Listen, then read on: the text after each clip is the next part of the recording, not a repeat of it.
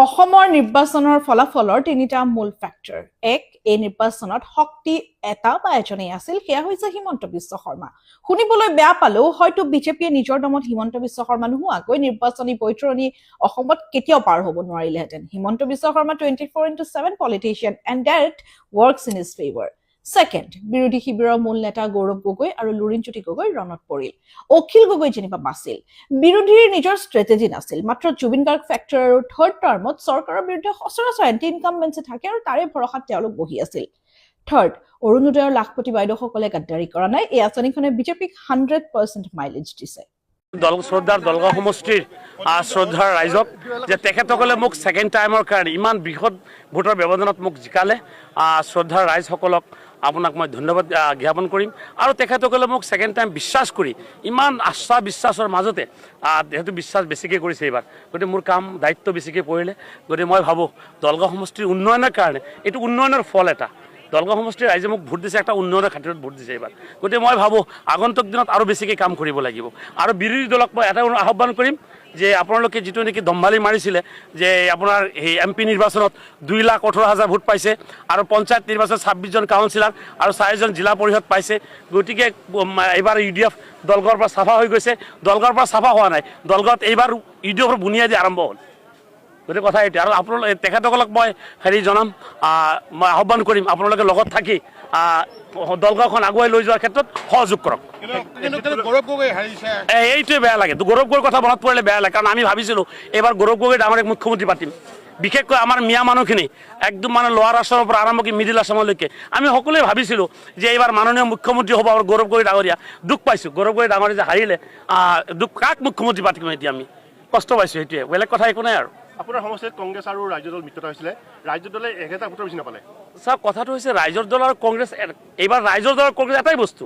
গতিকে এইটো আৰু আপুনি ক'ব নোৱাৰে যে ইণ্ডিপেণ্ডেণ্ট যিজন আছে গোটেই কংগ্ৰেছৰ 26জন কাউন্সিলৰ আছিলে, তাৰে 23-24জনে তাত একেলগে আছিলে, জিলা পৰিষদৰ গোটেইকেইজন একেলগে আছিলে।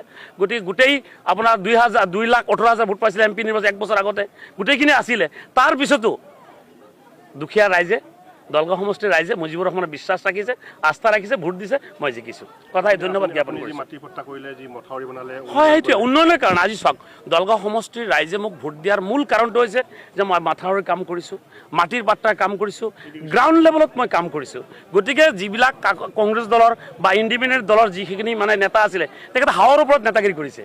গতিকে তেখেতে গ্ৰাউণ্ড লেভেলত নাই। গ্ৰাউণ্ড লেভেলত মানুহখিনি মোৰ লগত আছিলে, তালাচাবিৰ লগত আছিলে। কথা সেইটোৱে। তথাপি মই বিৰোধী দলৰ যিসকল বিষয়া আছিল, যিসকল কৰ্মচাৰী আছিল, যিসকল নেতা আছিলে তেখেতসকলো মই আহ্বান কৰিম, আহক আমি সকলোৱে মিলি দলগাঁওখন আগুৱাই লৈ যাওঁ। চৰকাৰ হিমন্তৰ হ'ব এইটো দেখা পাই আছে। কি হিমন্তৰ কথা সুধিছে আৰু আপুনি? আমাৰ মুখ্যমন্ত্ৰী হাৰিয়ে গ'ল নহয়, আমাৰ তৰুণ গগৈ চাহাবৰ সুপুত্ৰ গৌৰৱ গগৈ চাহাব ডাঙৰীয়া। তেখেত জিকিলেতো আমি মুখ্যমন্ত্ৰী পাতিব পাৰিলে। বিৰোধী কৈ আছিলে যে পৰহিও তেওঁলোকে মিটিং কৰিছিলে গুৱাহাটীত, কৈ আছিলে এইটো আপোনাৰ মানে কি লাষ্ট যোৱা আপোনাৰ মানে কৰিছে মানে হাৰাৰ পাৰ্টিটো যোৱা পৰহি খাইছে তেখেতসকলে। কথা সেইটোৱে। আৰু বিশেষকৈ চাওক, কথাটো হৈছে কি, আমি গ্ৰাউণ্ড লেভেলত ৰাইজে কি বিচাৰিছে আমি সেইটো ষ্টাডি নকৰোঁ। ৰাইজৰ মনৰ কথাটো আমি ভুল ব্যাখ্যা কৰিছোঁ। আমাৰ তাৰে বহু নেতাই কৈছে ৰাইজৰ মনৰ কথাটো বোলে আছিলে UDFক বোলে বিদায় দিব। গতিকে সেইটো আচলতে মনৰ কথা নাছিল, উল্টা বুজি পাইছিল তেখেতসকলে। গতিকে মানুহ ৰাইজৰ মনৰ কথাটো বুজিব লাগিব। কথা এইটোৱে। ধন্যবাদ। গতিকে 15,000 পৰা 20,000 ভিতৰত জিকিম বুলি আশা প্ৰকাশ কৰিছোঁ। 15,000 পৰা 20,000 ভোটত। আৰু গোটেই উজনি অসমৰ পৰা বিৰোধী মানুহ হিচাপে চাগে ময়ো জিকিছোঁ। গতিকে মই শিৱসাগৰবাসী ৰাইজক ধন্যবাদ নিদি নোৱাৰোঁ। যোৱাবাৰ মোক জেইলৰ পৰা জিকাই পঠিয়াইছিলে, এইবাৰ গোটেই উজনি অসমৰ পৰা কেৱল মোক জিকাই পঠিয়াইছে। আৰু কম ভোটত নহয়, যোৱাবাৰ 11,000 ভোটত জিকিছিলোঁ। এতিয়ালৈকে আগবাঢ়ি আছোঁ এইবাৰ 13,500 মান ভোটত বা 14,000 মানে 14,000, কাৰণ পোষ্টেল ভোটটো আছে। 14,000 ভোটত আগবাঢ়ি আছোঁ আৰু বোধহয় মই 15,000 পৰা 20,000 ভোটত জয়ী হ'ম। গতিকে এই গোটেই ঘটনাটোৱে প্ৰমাণ কৰে যে শিৱসাগৰৰ ৰাইজৰ আস্থা মোৰ প্ৰতি বৃদ্ধি পাইছে। শিৱসাগৰৰ ৰাইজে মোক মৰম কৰিছে। যোৱাবাৰ জেইলৰ পৰা কৰিছিলে, এইবাৰ বাহিৰত থাকোঁতেও কৰিছে। কিন্তু দুখ থাকি গ'ল যে এইবাৰ চৰকাৰ বনাম বুলি আমি সকলোৱে ভাবিছিলোঁ, বিৰোধী পক্ষই লগ লাগি। এইবাৰ আমি বিজেপিক প্ৰতিহত কৰিম বুলি সিদ্ধান্ত লৈছিলোঁ। এইবাৰ আমি গণতন্ত্ৰ পূৰা ঘূৰাই আনিম বুলি সিদ্ধান্ত লৈছিলোঁ। ফেচিবাদক আমি মষিমূৰ কৰি, স্বৈৰতন্ত্ৰক মষিমূৰ কৰি বাক স্বাধীনতাক আকৌ ঘূৰাই আনিবৰ কাৰণে চেষ্টা কৰিছিলোঁ। কিন্তু এইবাৰ নোৱাৰিলোঁ। আমাৰ এজন বিধায়ক আছিল, এইবাৰ দুজন বিধায়কলৈ পৰিণত হ'ল। কিন্তু যুঁজখন কঠিন হ'ব, কাৰণ বিৰোধী পক্ষৰ সংখ্যাটো বিধায়কৰ সংখ্যাটো কম হ'ব। যিহেতু কি হ'ব, আপোনালোকে আশা প্ৰকাশ কৰিছিলে যে লুইনজ্যোতি গৈ বা বিধানসভা নিৰ্বাচন মানে মোৰ আটাইতকৈ বেয়া লাগিছে 3জন মানুহ পৰাজিত হোৱাৰ কাৰণে। গৌৰৱ গগৈ পৰাজিত হোৱাৰ কাৰণে আটাইতকৈ বেয়া লাগিছে। আটাইতকৈ বেয়া লাগিছে লুৰিণজ্যোতি গগৈ পৰাজিত হোৱাৰ কাৰণে। দুটা বিৰোধী দলৰ সভাপতি দুজন পৰাজিত হৈছে। আৰু লিডাৰ অব দ্য অপজিশ্যন আমাৰ দেৱব্ৰত শইকীয়া ডাঙৰীয়া, তেখেতো পৰাজয়ৰ মুখলৈ গৈ আছে, মোটামুটি পৰাজিত হৈছে আৰু অলপ বাকী আছে। তো সেইকাৰণে সেইটো দুখ লগা হৈছে। এইটো দুৰ্ভাগ্যজনক। অসমৰ ৰাইজে বিচাৰিছে, কৰিবলগীয়াও একো নাই। ৰাইজে নিজেই তাৰ মানে প্ৰতিকাৰৰ ব্যৱস্থা ভৱিষ্যতে নিজে কৰিব লাগিব। কিন্তু মই শিৱসাগৰবাসীক নথৈ কৃতজ্ঞতা ধন্যবাদ জ্ঞাপন কৰিছোঁ যে গোটেই অসমতে বিৰোধীৰ বিৰুদ্ধে একদম ব্যাপক ৰূপত বেয়া অৱস্থা অহাৰ স্বত্তেও, একদম মানে চুনামি, আমাৰ এগেইনষ্টত চুনামি অহাৰ স্বত্তেও মোক যে ইমান ভোটত জয়ী কৰাই দিলে, তাৰ কাৰণে মই শিৱসাগৰবাসীক আকৌ এবাৰ কৃতজ্ঞতাৰ শৰাই আগবঢ়াইছোঁ। অকণ দূৰলৈ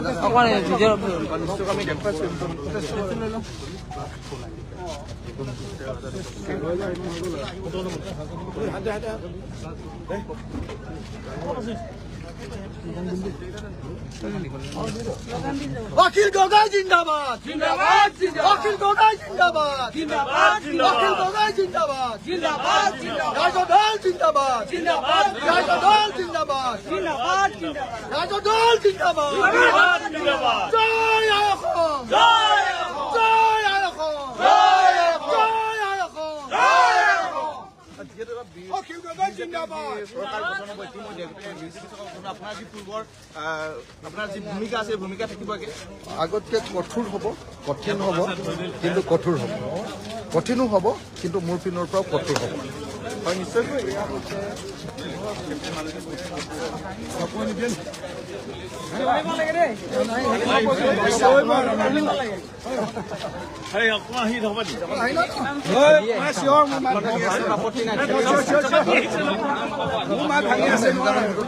আৰু মাৰোৱাৰী মানুহবিলাকে ভোট দিয়া নাই। মাৰোৱাৰী 5 নম্বৰ ৱাৰ্ডত 144টা সি পাইছে, অকল 37টা।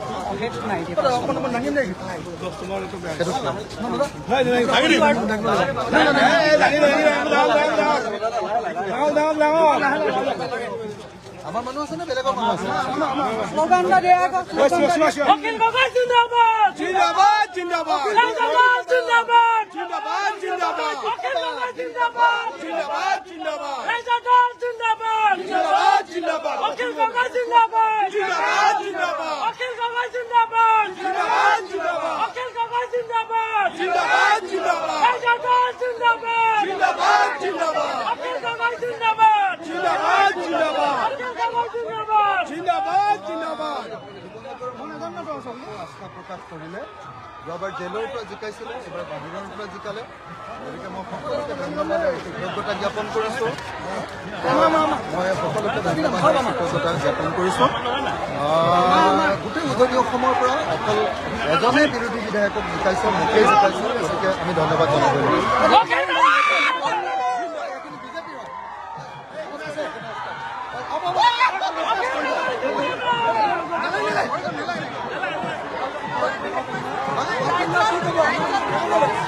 অখিল গগৈ জিন্দাবাদ, অখিল গগৈ জিন্দাবাদ। ধন্যবাদ দিবলৈ আৰু একো বাকী নাই। জেলৰ পৰা জিকাইছিলে, জেলৰ বাহিৰৰ পৰা জিকাই দিলে। গোটেই উজনি অসমত সকলো বিৰোধী বিধায়কক হৰুৱাইছে, কিন্তু এইবাৰ মোক বিৰোধী বিধায়ক হিচাপে জিকাই দিছে। মানে যোৱাবাৰতকৈ এইবাৰ আমাৰ যুঁজখন কঠিন হ'ব আৰু কঠিন হ'ব। কাৰণ যোৱাবাৰ আমাৰ বিধায়কৰ সংখ্যা অপজিশ্যনৰ বেছি আছিলে, কিন্তু এইবাৰ কম আছে।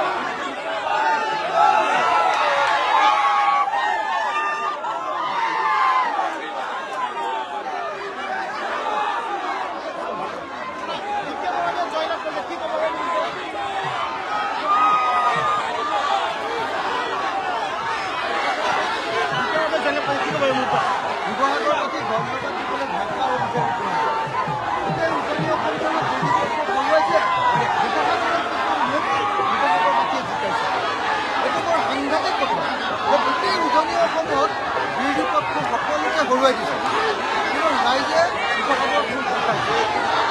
যোৱাবাৰ জেলৰ পৰা জিকাইছিলে এবাৰ বাহিৰৰ পৰা জিকাইছে এইটোৱে ৰাইজৰ আমাৰ প্ৰতি ৰাইজৰ দলৰ প্ৰতি থকা আস্থা প্ৰকাশ কৰিলে যোৱাবাৰ এজন বিধায়ক আছিলে বা দুজন হওক কিন্তু দুৰ্ভাগ্যৰ কথা যে আমাৰ তিনিজন লিডাৰ আটাইতকৈ ডাঙৰ লিডাৰ গৌৰৱ গগৈ দেৱব্ৰত দত্ত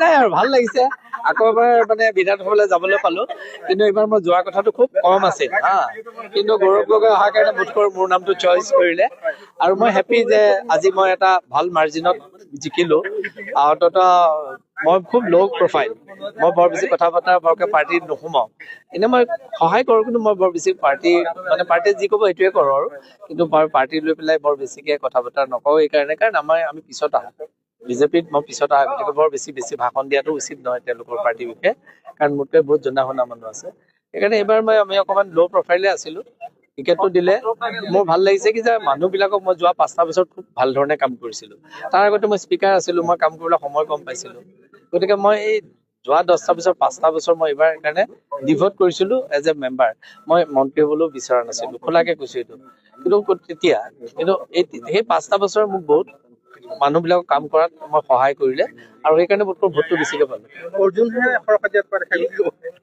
কোন হয় বুজে অৰ্জুন কোন অৰ্জুন কাক কৈছে নাজানো অৰ্জুন কাক বুজাইছে কওক আকৌ অৰ্জুন নহয় অৰ্জুন আছিলে অৰ্জুন মানে ভাওনাখনত অৰ্জুন এইখন ভাওনাত অৰ্জুন নহয় বাকী পাৰ্লিয়ামেণ্টৰ সেইখনত কিন্তু তেওঁ অৰ্জুন হয় কিন্তু গৌৰৱে মই ভাবিছোঁ he is a very good orator. মই ভাল লাগিছিল পাৰ্লিয়ামেণ্টত আমাৰ অসমৰ 2-3জন মানুহ তেনেকৈ কথা ক'লে অলপ ভাল লাগে। কোন পাৰ্টিৰ কথাটো নহয়, তেওঁ বিলং টু অসম। তেওঁ ভুল কৰিছে, পাৰ্টিয়ে ধৰিব লাগিব, কিন্তু মই তেওঁৰ যে বিলংগিংনেছটো আছে আমাৰ ষ্টেটখনত, গতিকে মই ভাবোঁ যে তেওঁ ইমান ভালকে কথা কয়, মানে আমাকে গালি পাৰে কিন্তু কথাটো কয়। সেইকাৰণে মই যে গুড অৰেটৰ, আৰু সেইকাৰণে মই তেওঁক পাৰ্লিয়ামেণ্টত কণ্টিনিউ কৰিবলৈ কওঁ সদায়। নাই আৰু ভাল লাগিছে, আকৌ এবাৰ মানে বিধানসভালৈ যাবলৈ পালো, কিন্তু এইবাৰ মই যোৱা কথাটো খুব কম আছিল কিন্তু গৌৰৱ গগৈ অহাৰ কাৰণে বোধকৰো মোৰ নামটো চইচ কৰিলে, আৰু মই হেপ্পী যে আজি মই এটা ভাল মাৰ্জিনত জিকিলো। অন্তত মই খুব ল' প্ৰফাইল, মই বৰ বেছি কথা বতৰা বৰকে পাৰ্টিত নোসোমাওঁ। এনে মই সহায় কৰোঁ, কিন্তু মই বৰ বেছি পাৰ্টিয়ে যি ক'ব সেইটোৱে কৰোঁ, আৰু কিন্তু পাৰ্টি লৈ পেলাই বৰ বেছিকে কথা বতৰা নকওঁ। এইকাৰণে কাৰণ আমি পিছত আহোঁ, বিজেপিত মই পিছত আহা, গতিকে বৰ বেছি ভাষণ দিয়াটো উচিত নহয় তেওঁলোকৰ পাৰ্টিৰ বিষয়ে, কাৰণ মোতকৈ বহুত জনা শুনা মানুহ আছে। সেইকাৰণে এইবাৰ আমি অকণমান ল' প্ৰফাইলে আছিলোঁ। টিকেটটো দিলে মোৰ ভাল লাগিছে কি যে মানুহবিলাকক মই যোৱা 5টা বছৰ খুব ভাল ধৰণে কাম কৰিছিলোঁ। তাৰ আগতে মই স্পীকাৰ আছিলোঁ, মই কাম কৰিবলৈ সময় কম পাইছিলোঁ। গতিকে মই এই যোৱা 10টা বছৰ 5টা বছৰ মই এইবাৰ কাৰণে ডিভোট কৰিছিলোঁ এজ এ মেম্বাৰ। মই মন্ত্ৰী হ'বলৈও বিচৰা নাছিলোঁ, খোলাকে কৈছোঁ এইটো। কিন্তু সেই 5টা বছৰ মোক বহুত মানুহবিলাকক কাম কৰাত মই সহায় কৰিলে, আৰু সেইকাৰণে ভোটটো বেছিকে পালো। অৰ্জুন কোন হৈছে? অৰ্জুন কাক কৈছে নাজানো। অৰ্জুন কাক বুজাইছে কওক আকৌ। অৰ্জুন নহয়, অৰ্জুন আছিলে। অৰ্জুন মানে ভাওনাখনত অৰ্জুন, এইখন ভাওনাত অৰ্জুন নহয়। বাকী পাৰ্লিয়ামেণ্টৰ সেইখনত কিন্তু তেওঁ অৰ্জুন হয়। কিন্তু গৌৰৱে মই ভাবিছোঁ he is a very good orator. মই ভাল লাগিছিল পাৰ্লিয়ামেণ্টত আমাৰ অসমৰ 2-3জন মানুহ তেনেকৈ কথা ক'লে অলপ ভাল লাগে। কোন পাৰ্টিৰ কথাটো নহয়, তেওঁ বিলং টু অসম। তেওঁ ভুল কৰিছে, পাৰ্টিয়ে ধৰিব লাগিব, কিন্তু মই তেওঁৰ যে বিলংগিংনেছটো আছে আমাৰ ষ্টেটখনত, গতিকে মই ভাবোঁ যে তেওঁ ইমান ভালকে কথা কয়, মানে আমাকে গালি পাৰে কিন্তু কথাটো কয়।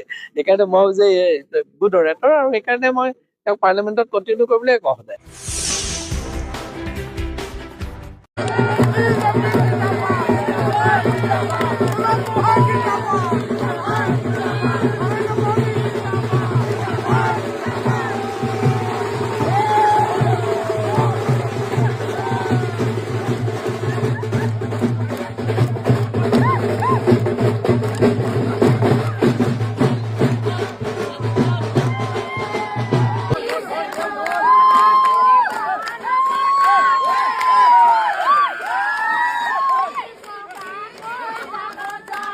সভাপতি অতুল বৰা ডাঙৰীয়া, কাৰ্যকৰী সভাপতি কেশৱ মহন্ত ডাঙৰীয়া তথা দলৰ জ্যেষ্ঠ নেতাসকল, সন্মানীয় মুখ্যমন্ত্ৰী আমাৰ ডক্টৰ হিমন্ত বিশ্ব শৰ্মা ডাঙৰীয়া, সভাপতি দিলীপ শইকীয়া ডাঙৰীয়াকে প্ৰমুখ্য কৰি যিসকল জ্যেষ্ঠ নেতাই মোৰ ওপৰত আস্থা আৰু বিশ্বাস ৰাখিলে, এই নেঠেলিবি মানুহে কি ঠেলি দিছ, যিবোৰ আস্থা আৰু বিশ্বাস ৰাখিছে তেখেতসকলক মই পোনপ্ৰথমতে ধন্যবাদ জ্ঞাপন কৰিছোঁ আৰু কৃতজ্ঞতা স্বীকাৰ কৰিছোঁ।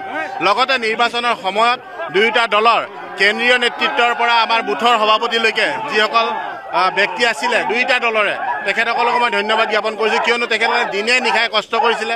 পঞ্চায়ত প্ৰতিনিধিৰ কথাই কওক, কাউন্সিলাৰৰ কথা কওক, সকলোৱে আমাক দিনে নিশাই কষ্ট কৰিছিলে, দিনে নিশাই লাগি দিছিলে এই সমষ্টিটোৰ জয়লাভ কৰাৰ বাবে। আৰু সমগ্ৰ ডিমৰীয়াবাসী ৰাইজে যোৱা সময়ছোৱাত আমাক যিমান মৰম দিলে, যিমান আশীৰ্বাদ দিলে, যিমান ভাল পোৱা দিলে, তাৰে ফলশ্ৰুতিতে আজি ডিমৰীয়াত আজি এই ফলাফল মানে আগবাঢ়ি গৈছে। আমি ইতিমধ্যে প্ৰায় 68,000 ভোটত আমি অগ্ৰগতি লাভ কৰিছোঁ। এয়া আনুষ্ঠানিকতা বাকী আৰু কিছু সময়ৰ পিছতে আনুষ্ঠানিকতা কৰিব। আৰু আমাৰ সন্মানীয় মুখ্যমন্ত্ৰী ডক্টৰ হিমন্ত বিশ্ব শৰ্মা ডাঙৰীয়াই যিধৰণে অসমখনক আগবঢ়াই লৈ গৈছে, উন্নয়নৰ ধাৰা যিধৰণে আগবঢ়াই লৈ গৈছে, উন্নয়নৰ ধাৰাৰ ফলশ্ৰুতিত এইবাৰ অসমৰ ৰাইজে পুনৰবাৰ NDA চৰকাৰ ডক্টৰ হিমন্ত বিশ্ব শৰ্মা ডাঙৰীয়াৰ নেতৃত্বত গঠন কৰিবলৈ সক্ষম হ'ব। নতুন সমষ্টি ডিমৰীয়াবাসীৰ ৰাইজে যথেষ্ট প্ৰত্যাশা আপোনাৰ পৰা ৰাখিছে। আপুনি ডিমৰীয়াবাসীৰ দায়িত্ব কেনেদৰে ল'ব বিধায়ক হিচাপে, এতিয়া প্ৰথমগৰাকী বিধায়ক হিচাপে? আনুষ্ঠানিকতা শেষ হোৱাৰ পিছত যিহেতু মই ডিমৰীয়াবাসীৰ ৰাইজৰ মই নিজৰ ল'ৰাৰ নিচিনা, নিজৰ ভাইটিৰ নিচিনা, নিজৰ ভতিজাৰ নিচিনা, নিজৰ ভাগিনৰ নিচিনা, আৰু মই নিৰ্বাচনী প্ৰচাৰত কৈছিলোঁ কোনো ডিমৰীয়াবাসী ৰাইজে মোক কেতিয়াও ছাৰ বুলিব নালাগে, মোক কেতিয়াও মামা বুলিব নালাগে, মই নিৰ্বাচনৰ সময়তে কৈছিলোঁ। আৰু তেখেতসকলৰ যিহেতু মই ঘৰৰ ল'ৰাই হৈ থাকিম, আৰু ঘৰৰ ল'ৰাটোৰ ঘৰত কেতিয়াবা কিবা অসুবিধা হ'লে ঘৰৰ অসুবিধাখিনি সুবিধা কৰিবলৈ চেষ্টা কৰিব। বিৰোধী শূন্য কথা কৈছিলে মুখ্যমন্ত্ৰীয়ে, সম্পূৰ্ণৰূপে বিৰোধী ধূলিত চাট হৈছে। ডক্টৰ হিমন্ত বিশ্ব শৰ্মা ডাঙৰীয়াই আজিলে তেখেতৰ ৰাজনীতিত আমিতো সৰুৰ পৰাই ডক্টৰ হিমন্ত বিশ্ব শৰ্মা ডাঙৰীয়াক দেখি আহিছোঁ। তেখেতৰ ৰাজনীতিত যিমান তেখেতে ভৱিষ্যতবাণী দিছে আজিলৈ ক'ৰবাত ভুল দেখিছে নেকি? কেতিয়াও ভুল নেদেখে। এইবাৰো ভুল নাই দেখা আৰু ভৱিষ্যতে কেতিয়াও নেদেখে। অসমখনক আগবঢ়াই লৈ গৈছে, তাৰবাবে আগবঢ়াই নিয়াৰ বাবে বিভিন্নজনে বিভিন্ন কথা কৈছে। সেইবিলাক কথা একো যে কাম নাই, অসমৰ ৰাইজে ইতিমধ্যে তাৰে প্ৰমাণ কৰি দিছে। 24 ঘণ্টাই আপোনাক পাব ৰাইজে, সকলো সমষ্টিবাসী ৰাইজৰ লগত যোৱা 27 বছৰে থাকিলেও ৰাজনীতিত মই সমষ্টিবাসী ৰাইজৰ লগত যোৱা 15 বছৰে সুখে দুখে থাকিবলৈ চেষ্টা কৰিছোঁ আৰু ৰাইজৰ লগত থাকিব যিজন মানুহে ইমান দিনে থাকিলে কালিৰ পৰাতো নাথাকাকৈ নাথাকে, 100% থাকিব। গৌৰৱ গগৈ পৰাজয়ৰ কাৰণটো কি বুলি ভাবে আপুনি? ডক্টৰ হিমন্ত বিশ্ব শৰ্মা ডাঙৰীয়াই যিধৰণে উন্নয়ন কৰিছে, ডক্টৰ হিমন্ত বিশ্ব শৰ্মা ডাঙৰীয়াই অসমখনক যিধৰণে ভাৰতবৰ্ষত আগবঢ়াই লৈ গৈছে তাৰে এক মূল আপোনাৰ প্ৰমাণ। ধন্যবাদ।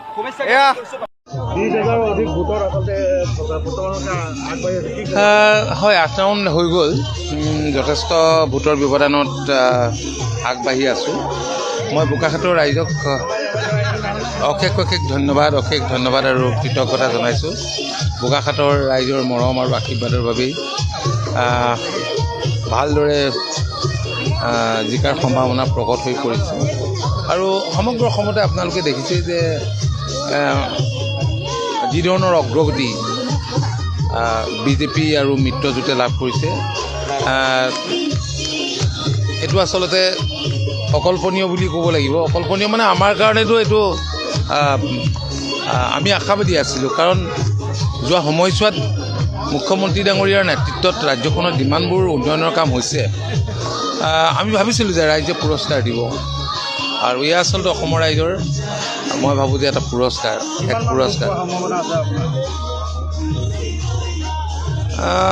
সেইটো মই নকওঁ এতিয়া, আৰু কি অলপ সময়ৰ পিছততো ওলাবই। ভাল হ'ব।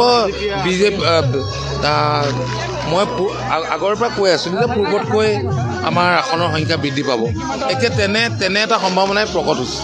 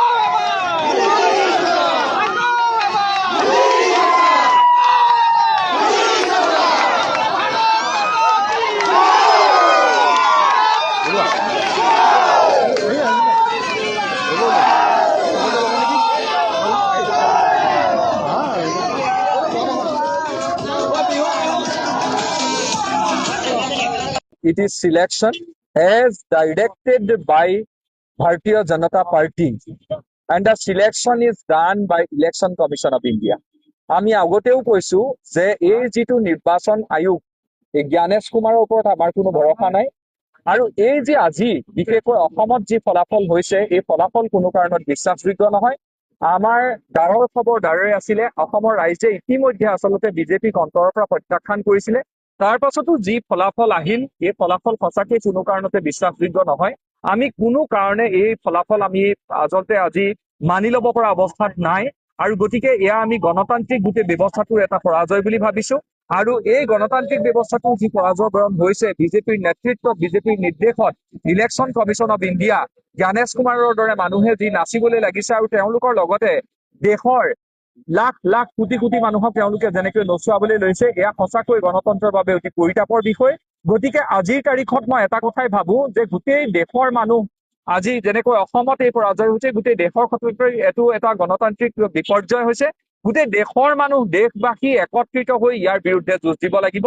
তাৰ বাদে আমাৰ হাতত আৰু একো উপায় নাই আৰু গতিকে এতিয়াতো উপায় নাই গতিকে উপায়হীনভাৱে আজি যিটো ফলাফল ওলাইছে এই ফলাফলটো আমি মানি ল'বলৈ বাধ্য হৈছো বা বাধ্য কৰোৱা হৈছে ধন্যবাদ